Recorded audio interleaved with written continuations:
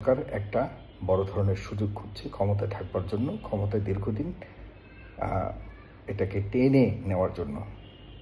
এর মানে এই না যে ডক্টর মোহাম্মদ ইউনূস করছে। ডক্টর মোহাম্মদ ইউনূসকে সামনে রেখে একটা বড় ধরনের ষড়যন্ত্র করা হচ্ছে। বিএনপি এবং জামাত ইসলামের এই যে দূরত্ব বর্তমানে রয়েছে, সরকার কি এটাকে মেটাতে পারে না? এটা কোনো ব্যাপার হলো? আসসালামু আলাইকুম ওয়া রাহমাতুল্লাহি ওয়া বারাকাতুহু। আমি আগে থেকে বলছিলাম যে ডক্টর মোহাম্মদ ইউনূসের যদি নির্বাচন দেওয়ার ইচ্ছা থাকেও তারপরও নির্বাচনটি একটা বিপদগ্রস্ত নির্বাচন হবে, আর তিনি হয়তোবা এই নির্বাচন দিতেও পারবেন না। এটা একটা আলোচনা ছিল, অনেকেই এই আলোচনাগুলো করত, অনেকেই এটাকে গুজব মনে করতেন, কিন্তু এখন এই গুজবটাই যত দিন যাচ্ছে তত সত্য পরিণত হওয়ার দিকে যাচ্ছে। ডক্টর মোহাম্মদ ইউনূস নির্বাচনের রুটম্যাপ ঘোষণা করেছেন, ফেব্রুয়ারিতে নির্বাচন হবেন, এটা মোটামুটি নিশ্চিত। এটার কারণে মূলত এই কাজগুলো আসছে। ডক্টর ইউনূসকে সরিয়ে উপদেষ্টার মধ্য থেকে অনেকেই তাদের মেয়াদ দীর্ঘায়ু করার চেষ্টা করতেছেন, কারণ ডক্টর ইউনূস ক্ষমতায় থাকলে তারা এটা করতে পারবেন না, কারণ ডক্টর ইউনূস ফেব্রুয়ারিতে নির্বাচন দিয়ে দিবেন। দর্শক, এই আলোচনাগুলো সামনে আসছে এখন বর্তমান আবারও নতুন করে। বোঝা যাচ্ছে উপদেষ্টাদের মধ্য থেকে অনেকেই নির্বাচন ফেব্রুয়ারিতে চায় না, বরং তারা নির্বাচন ছাড়া তারা দীর্ঘমেয়াদী আরো কিছুদিন ক্ষমতায় থাকতে চান। আমরা দেখেছি ডক্টর মোহাম্মদ ইউনূসকে নিয়েও এই আলোচনাগুলো করা হয়েছে, কিন্তু ডক্টর ইউনূস নির্বাচনের তারিখ ঘোষণা করার পর তিনি এখান থেকে এখন বেরিয়ে আসছেন, অর্থাৎ তিনি নির্বাচন দিতে চাইলেও তার মধ্যে থাকা উপদেষ্টারা নির্বাচন পিছিয়ে দিতে চাচ্ছেন।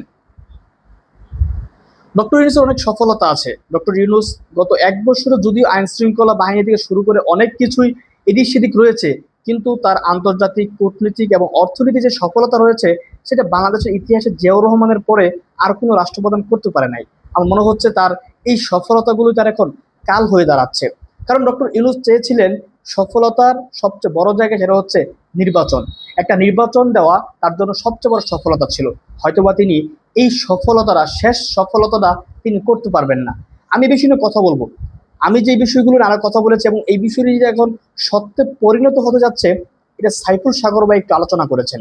আর এটার জন্য সবচেয়ে বেশি সুবিধা দিতেছে বিএনপি জামাত। বিএনপি জামাতের দ্বন্দ্বের কারণেই উপদেষ্টাদের মধ্যে থাকা যারা তাদের ক্ষমতা দীর্ঘায়ী করতে চায় তারা এখন সুযোগ পাচ্ছে। বিএনপি জামাতকে নিজেদের মধ্যে লাগিয়ে দিয়ে তারা নিজেদের মতো ষড়যন্ত্র করছে নির্বাচনকে পিছিয়ে দেওয়ার জন্য এবং ইউনূসকে সরিয়ে নতুন একজনকে বসানোর জন্য। চলুন আমরা সাইফুল সাগরের আলোচনা শুনবো, এরপর আরেকটু বিশ্লেষণ করব। দিয়েছেন, রাস্তায় মার খেয়েছেন, নিপীড়ন সয়েছেন, বহুত কিছু করেছেন। আপনাদের ভবিষ্যৎ ভালো না।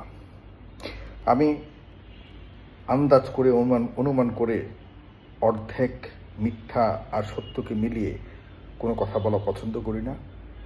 আমি যা বলি তা যে শতভাগ সঠিক হবে সেটাও আমি মনে করি না। তবে আমার অনুমান নির্ভর যে আমি আমার ধারণাগুলি আপনাদের সাথে শেয়ার করি, সেগুলি কখনো কখনো সংগঠিত হয়েছে। এর শতভাগ না হলো অন্তত পক্ষে মেজরিটি পার্ট সঠিকভাবেই প্রতীয়মান হয়েছে, বিভিন্ন সময় বিভিন্ন আঙ্গিকে, বিভিন্ন প্যাটার্নে। আমি আজকে যে কথাগুলি বলছি আপনার শেষ পর্যন্ত শুনবেন, কারণ আমি একটু শেষের দিকে মূল কথাগুলি বলার চেষ্টা করি। আজকে দেখলাম যে আমাদের বাংলাদেশ থেকে ভারতে 1200 মেট্রিক টন ইলিশ পাঠানো হয়েছে, এবং যে ইলিশগুলি খুবই চমৎকার ইলিশ পাঠানো হয়, ওখানে কিন্তু বড় বড় সাইজের ইলিশগুলি পাঠানো, এবং সবচেয়ে একদম মধুর মতো স্বাদের যে আমাদের ইলিশগুলি সেগুলি পাঠানো হয়, একদম রিয়াল পদ্মার ইলিশ পাঠানো হয়। কেন পাঠানো হবে?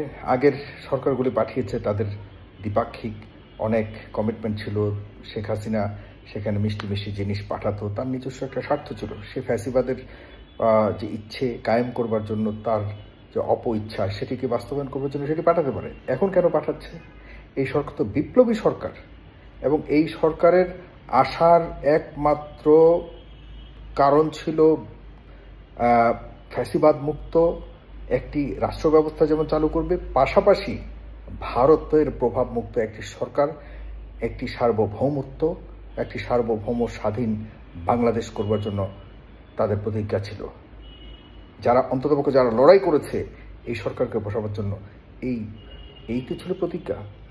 দেখেন কত চমৎকারভাবে নর্মালাইজ করতেছে সম্পর্কগুলিকে কত চমৎকারভাবে একটার পর একটা নর্মালাইজ করতেছে, আর আমরা বোকার মতো ভোদাই হয়ে তাদের এই নর্মালাইজেশনের যে বিভিন্ন উপায়ে বুঝিয়ে দেওয়া যৌক্তিক বিষয়গুলিকে আমরা শুনছি আর গিলছি। কি বলেছে মৎস্যমন্ত্রী? এই ম্যাডাম বলেছেন, ফরিদা আক্তার, তিনি বলেছেন যে এটি আমরা চাইনি পাঠাতে, কিন্তু তারা অনুরোধ করেছে বারবার। শেখ হাসিনাকেও এরকম অনুরোধ করেছিল, করে করে করে করে শেখ হাসিনাকে এমনভাবে ডুবিয়েছে, শেখ হাসিনা নিজেও টের পায়নি।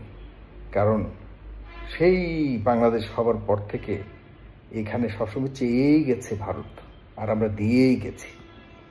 আর এত কিছু বোঝার পরেও এখনও ভারত চেয়েই যাচ্ছে, আর আমাদের ফরিদা আক্তার দিয়েই যাচ্ছে।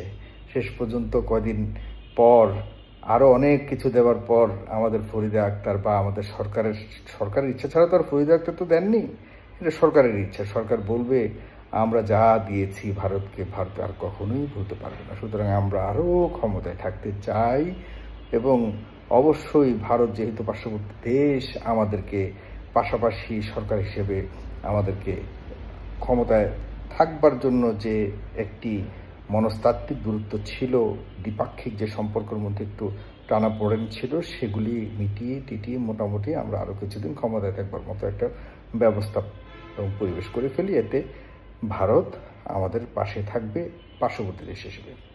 এইটা উদ্দেশ্য আমার কাছে যেটা মনে হচ্ছে। আপনারা দেখুন, আমেরিকার সাথেও কিন্তু একটা বিশাল চুক্তি করতে যাচ্ছে এই সরকার। গত কয়েকদিন যাবৎ আওয়ামী লীগের যারা ছাত্রলীগ বলুন, বিভিন্ন তাদের উইংয়ের যারা সমর্থকরা রয়েছে, তারা কিন্তু রাজপথে মোটামুটি নামা শুরু করেছে। তারা মিছিল দিচ্ছে, কিন্তু সেখানে পুলিশ বাধা দিচ্ছে না। পুলিশের কাছে যান, তাদের কাছে বলেন যে ভাই আমরা মামলা করতে চাই একটা বিষয় নিয়ে। পুলিশ বলবে যে মামলা তো এইভাবে না, আপনার আদালত হয়ে আসেন। আমরা নতুন নতুন আইন শিখতে দেখতে হচ্ছে আমাদেরকে, আদালত হয়ে আসেন, আমরা মামলা নেব। তার মানে কি? তার মানে সব কিছুকে নর্মালাইজ করে এই সরকার একটা বড় ধরনের সুযোগ খুঁজছে ক্ষমতায় থাকবার জন্য, ক্ষমতায় দীর্ঘদিন এটাকে টেনে নেওয়ার জন্য।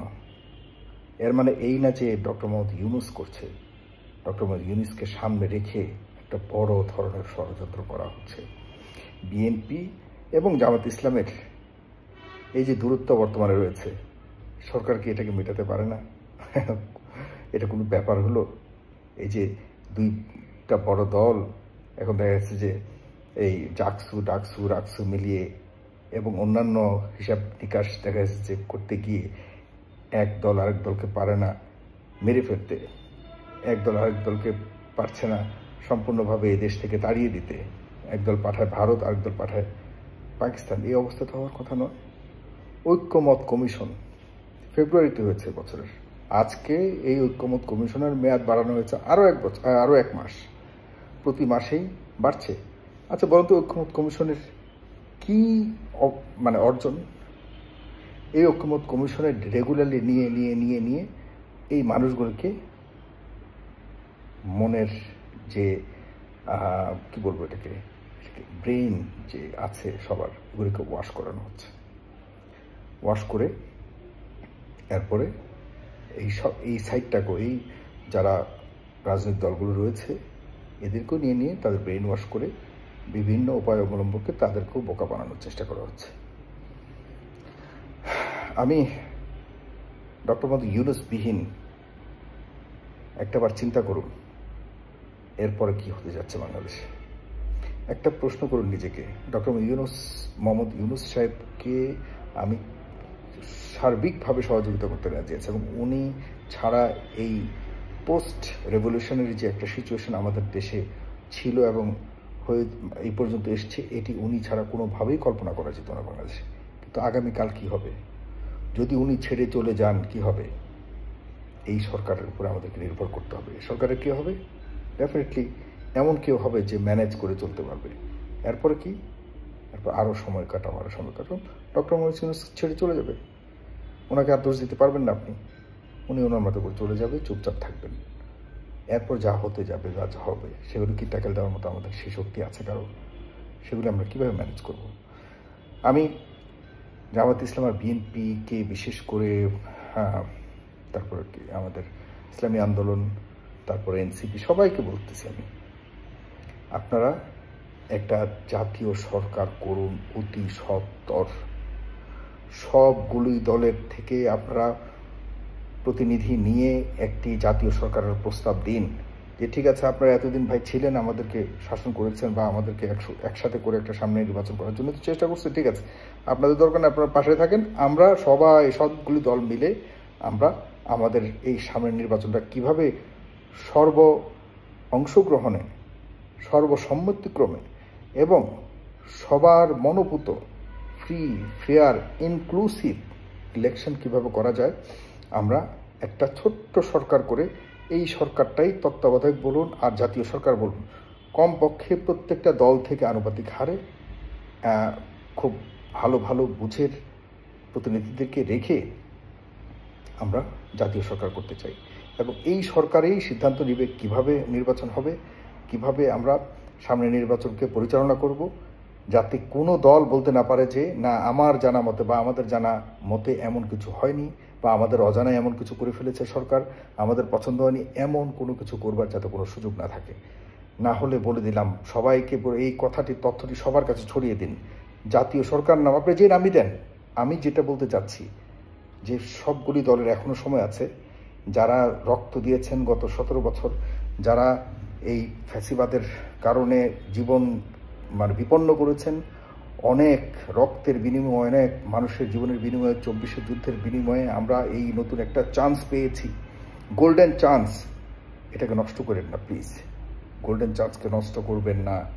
আপনারা এখনই সিদ্ধান্ত নেন, সবাই মিলে একটা সরকার গঠন করুন, সবাই মিলে, এর মধ্যে যাতে কোনো কিন্তু না থাকে। আমার কথাটা আজকে এটা রেকর্ড করলাম আপনাদের জন্য, এটা রেখে দিয়েন। দর্শক, আলোচনা শুনে বুঝতে পেরেছেন যে আসলে সামনের দিনগুলো কত কঠিন হতে যাচ্ছে বাংলাদেশের জন্য, বিশেষ করে রাজনীতিবিদদের জন্য। এখন কথা হচ্ছে, রাজনীতিবিদরা কি আসলে বুঝতে পারতেছেন যে সমীকরণ কত কঠিন হতে যাচ্ছে? উপদেষ্টাদের মধ্যে থাকা যারা মূলত দীর্ঘদিন ক্ষমতা থাকতে চায়, তারাই কিন্তু জামাত, বিএনপি এদের সাথে একটা দ্বন্দ্ব লাগিয়ে দিয়েছে। এই যে ধরেন পিআর পদ্ধতি নির্বাচন, এটা বিএনপি চায় না, জামাত চায় বা অন্য দলরা চায়, কিন্তু সরকারের তো একটা কমিশন হয়েছে, এই ঐক্য কমিশন এখনো পর্যন্ত কোনো সিদ্ধান্ত দিতে পেরেছে? তারা তো দিলেই পারে যে আসলে এটা পিআর প্রয়োজন নেই বা পিআর প্রয়োজন আছে, তারা সিদ্ধান্ত দিচ্ছে না। তারা একে অপরকে লাগিয়ে তুলছে এবং জামাতকে রাজপথে নামার জন্য তারা রাস্তা ক্লিয়ার করে দিচ্ছে। উপদেষ্টাদের মধ্যে থেকে অনেকেই জামাতকে বলছে যে আপনারা রাজপথে নামেন, আপনারা আন্দোলন করেন, জনগণকে সম্পৃক্ত করেন, আমরা আপনাদের পক্ষে থাকবো। আবার বিএনপিকে বলছে অনেক উপদেষ্টা যে আপনারা মেনে নেবেন না, আমরা তো আছি। মোট কথা, বিএনপি জামাতের মধ্যে একটা বড় ধরনের দ্বন্দ্ব লাগিয়ে দেওয়া হয়েছে। সরকারের উপদেষ্টাদের মধ্য থেকে যদি কয়েকজন চায় এই দ্বন্দ্ব মিটিয়ে দেওয়ার জন্য, 1 ঘন্টায় সম্ভব এই দ্বন্দ্ব মিটিয়ে দেওয়ার জন্য, কিন্তু তারা এই দ্বন্দ্ব মিটাবে না, কারণ এই দ্বন্দ্ব তারা লাগিয়েছে। এই দ্বন্দ্বকে ব্যবহার করে তারা নির্বাচনকে দীর্ঘায়ু করবে। এই দ্বন্দ্বকে ব্যবহার করে তাদের যেই উদ্দেশ্য, ইউনূসকে সরিয়ে আরেকজনকে বসিয়ে ফেব্রুয়ারি নয় বরং আরো 2-1 বছর ক্ষমতা থাকা, সেটা সফলতা হবে। যদি এটা সফলতা নাও হয়, এটা হবে কমপক্ষে সেনাবাহিনী ক্ষমতা নিয়েছে, দুইটাতে একটা। কিন্তু এটা নিশ্চিত, মোটামুটি আমি 80% বলতে পারি যে নির্বাচন হচ্ছে না, যে নির্বাচনের মাধ্যমে বিএনপি বা অন্য দল ক্ষমতায় আসবে, বা নির্বাচন ছাড়া আবারও এই সরকার পুনর্গঠিত হয়ে ক্ষমতা যাবে, আর না হয় সেনা শাসন জারি হবে। এখানে লাভবান হবে সরকারে যারা আছেন তারা, এবং আওয়ামী লীগ। ক্ষতিগ্রস্ত হবে বিএনপি, আওয়ামী লীগ, যারা এখন নিজেদের মধ্যে দ্বন্দ্বে জড়িয়ে আছে। তাদের মধ্যে এমন দ্বন্দ্ব সৃষ্টি হয়েছে, মনে হচ্ছে যে তারা কখনোই আর এক হওয়ার সম্ভাবনা নেই, কিন্তু সম্ভাবনার অনেক রাস্তা রয়েছে। এখনো আমি মনে করি জামাত বিএনপির কেন্দ্রীয় নেতৃবৃন্দুর মধ্যে অনেক রেসপেক্ট রয়েছে, তারা ইচ্ছা করলে সমস্যার সমাধান হয়। এবং তারা যদি ঐক্যমত হয়, তাহলে প্রশাসন বলেন বা উপদেষ্টারা বলেন, কেউ কোনো সুবিধা করতে পারবে না। কিন্তু এখন কথা হচ্ছে, তারা কি এক হবে, তারা কি ঐক্যমত হবে? আমার মনে হয় জাতির জন্য খুবই জরুরি প্রয়োজন, যেটা সাগর ভাই বলেছেন, জাতীয় সরকার। অতি দ্রুত এই জাতীয় সরকার গঠন করুন, আর না হয় কিন্তু সামনে নয় সেনা শাসন আর নির্বাচন ছাড়া এই অন্তর্বর্তীকালীন সরকারই আরো কমপক্ষে 2 বছর ক্ষমতা থাকার পায়তারা করবে।